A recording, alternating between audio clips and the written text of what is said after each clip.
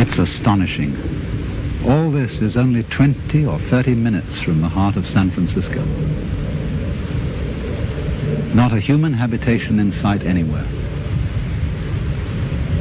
I've been living out here for some months to write and to absorb an atmosphere that is different from the city, to try and find out what is the essential difference between the world of nature and the world of man. Because there's an obvious difference, like the difference of artistic styles. No one, for example, would confuse a painting by Leonardo with a painting by Picasso, or music by Bach with music by Shostakovich.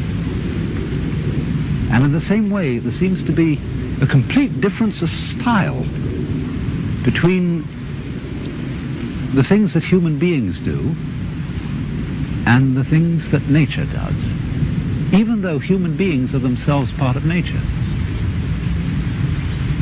On the one hand, nature is wiggly. Everything wiggles. The outlines of the hills, the shapes of the trees,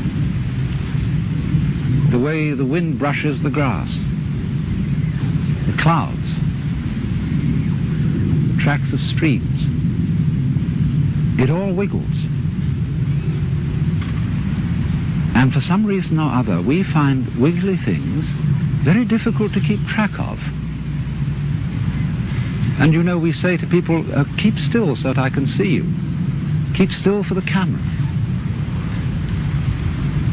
And we say, well, let's get things straightened out. Let's get this ironed out. Let's get it all squared away.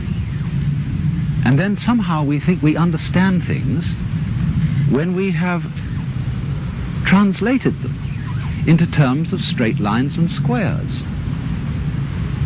Maybe that's why they call rather rigid people squares. But it doesn't fit nature.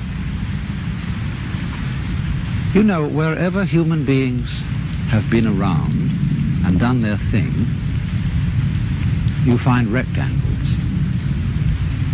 We live in boxes. Our streets, especially across states like Kansas and Nebraska, are laid out in a grid pattern. Why, they even dropped a grid pattern on top of San Francisco with all those hills so that cars run away. Because it seems that the human being really has a very simple kind of mind. And all this wiggliness is too complicated. I don't think it really is complicated. Because after all, it's very simple to move, say to raise something or to open and close your hand. It's perfectly easy because we don't have to think about it. Things become complicated only when we think about them. And that's because we're trying to translate them into a form of life which is very much simpler and cruder than the forms of life we're talking about. A triangle is very much simpler and cruder than a mountain, even though you may represent a mountain with a triangle. Human beings are just as wiggly as nature, and our brains are an incredible mess of wiggles. And that's the part of ourselves that we understand least of all. I'm afraid the problem is partly due to Mr. Euclid, who invented geometry, because he didn't really measure the earth. He measured and gave us ideas about the very simple forms in his own mind. And perhaps we should come to the conclusion that he really had a rather weak intellect. Because sometimes when I'm in the middle of all this, I feel as if I were in the middle of an amazing brain. In other words, the brain is a network of interconnected neurons. And each one of those neurons is a fairly simple affair because it either fires or it doesn't fire. It gives you the message on or off, yes or no. But what we call things, the plants, birds, trees, are far more complicated than a neuron. And there are billions of them. And they are all living together in a network. Just as there is an interdependence of flowers and bees, where there are no flowers, there are no bees, and where there are no bees, there are no flowers. They're really one organism. And so in the same way, everything in nature depends on everything else. So it's interconnected. And so the many, many patterns of interconnections lock it all together into a unity, which is, however, much too complicated for us to think about, except in very, very simple, crude ways. But I am part of all this. I am, as it were, one of the cells in this tremendous brain, which I can't understand, because the part cannot comprehend the whole. And yet at the same time, I don't feel, like so many people seem to feel, that I'm a foreigner or a stranger in this world. Its aesthetic forms somehow appeal to me more than most of the aesthetic forms which men have produced. I feel in it as if, in the same way, when you see a flower in a field, it's really the whole field that is flowering, because the flower couldn't exist in that particular place without the special surroundings of the field that it has. You only find flowers in surroundings which will support them.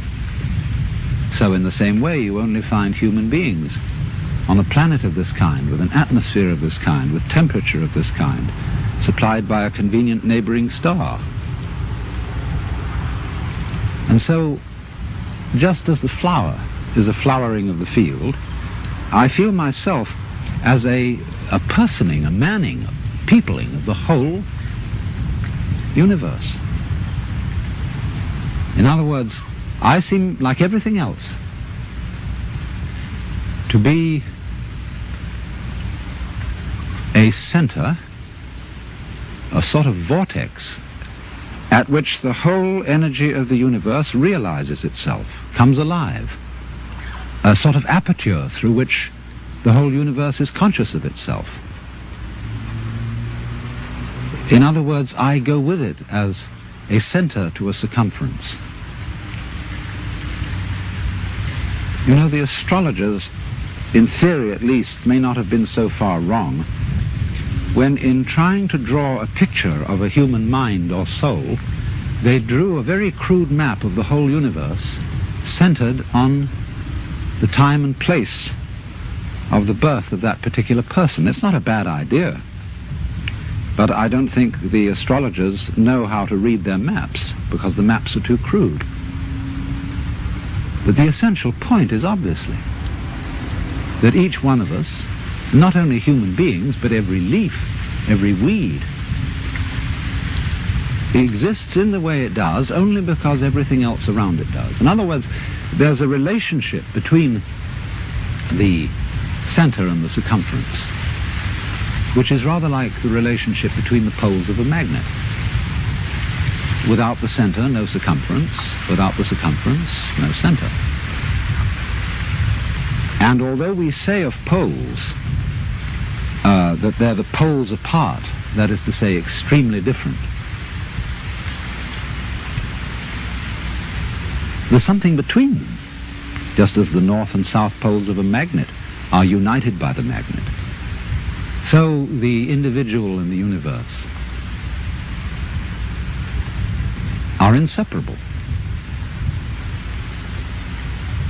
But the curious thing is that while that's rather easy to see in theory, very few people are aware of it in an important, strong way, like one is aware of blue in blue sky or of the heat in fire. It's more of an idea than it is of a realization. And so it strikes me more and more that our failure to feel at home in this astonishing brain in which we live is the result of a basic initial mistake in our thinking about the world, and is in turn the cause of what is beginning to look like the failure of our technology, of the fact that everything we're doing to try to improve the world was a success in the short run, made amazing initial improvements, but in the long run we seem to be destroying the planet by our very efforts to control it and improve it. And it strikes me that that is because we are really too simple-minded to understand what we're doing when we interfere with the natural world strongly and on a vast scale. We don't really interfere with it because that would suggest that we were something different from it, something outside. But I think what we're doing is we are understanding it in terms of languages, numbers, in terms of a logic which is too simple for the job, too crude for the job. To begin with, we understand everything in terms of words or numbers, and they're stretched out in rows, in lines. And our eyes have to scan those lines in order to understand them. But when I scan this view, I don't do it line by line by line. I see the whole thing at once. I take it in with, as it were, a wide-angle lens. But when I try to understand the world through literature and through mathematics, I have to scan lines. You know, that's why it takes us so long to get educated in school, because our eyes have to scan and organize miles and miles of print. And that takes us 20 years or more to get through it. But life happens, changes go on too rapidly for that. Because you see, in the world, everything is happening all together everywhere at once. And meanwhile, we, with our myopic little minds, are working it out step by step. Of course, we are greatly assisted by the rapidity of the computer. But even so, the computer is still looking at things in rows as the magnetic tape goes through and is scanned by the computer. It's still all going along in a single track. And I suppose then our difficulty is that we have lamentably one-track minds in an infinitely many-tracked universe. And we may have to come to the alarming conclusion that the universe is smarter than we are.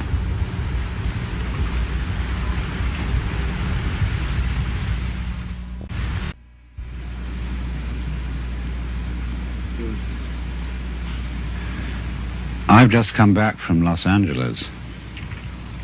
I was down there to meet with a group of rather important people, people in the movie industry, scientists and so on, who were considering calling a congress of the best minds in the world to meet in Los Angeles in the near future, to be a kind of planetary alarm conference They wanted scientists and statesmen, religious leaders,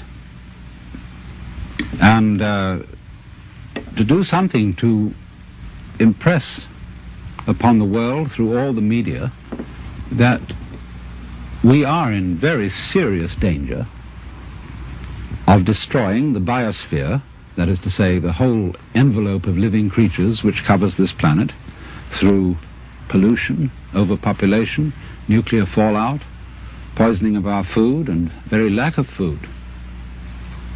And we met to discuss the problem of organizing this conference, and here were all these brilliant people. And it came over us that we really didn't know what we ought to say. I mean, you can scream and create a state of panic, but that won't do any good. And when it came down to it, we didn't know what we ought to say because we really don't know what to do. Some things that we might do, for example, to increase the food supply with high-yield crops, may be ecological mistakes.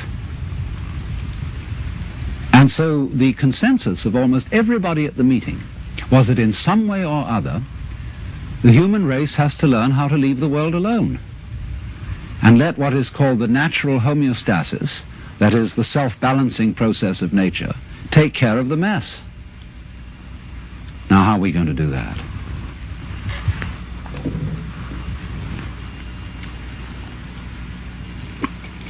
This is Japanese ceremonial tea. It's good on a cold day. See, our problem is we don't really know how to stop. We've got something started and we see it's going in a wrong direction. And I think the difficulty is, to borrow an old Chinese saying, that when the wrong man uses the right means work in the wrong way. In other words, there's something wrong with the way we think. And while that is there, everything we do will be a mess. Now, what is it that's wrong? Now, as far as I can see, the basic mistake is that we've invented this wonderful system of language and calculation, and that it is at once too simple to deal with the complexity of the world, and also we are liable to confuse that system of symbols with the world itself, just as we confuse, say, money with wealth. A lot of people are in business to make money instead of wealth. When they make the money, they don't know what to do with it.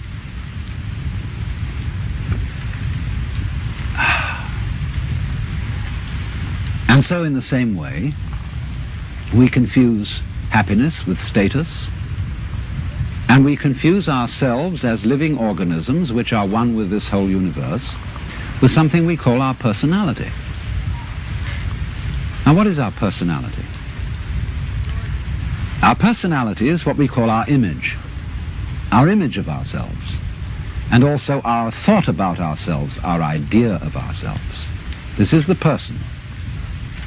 In other words, what people meet and understand, and what I understand as Alan Watts, is a big act which is not really me. Because in the image of Alan Watts, there are not all my unconscious processes, both psychological and physical. The construction of my brain is not contained in the concept Alan Watts, and the concept Alan Watts does not contain the inseparable relationships which I have with all the rest of the universe. And therefore that concept is a fraud. And when it's mistaken for the real me, there's a confusion. Because if somebody says to me, Alan Watts, do something about it, the concept Alan Watts can't do anything.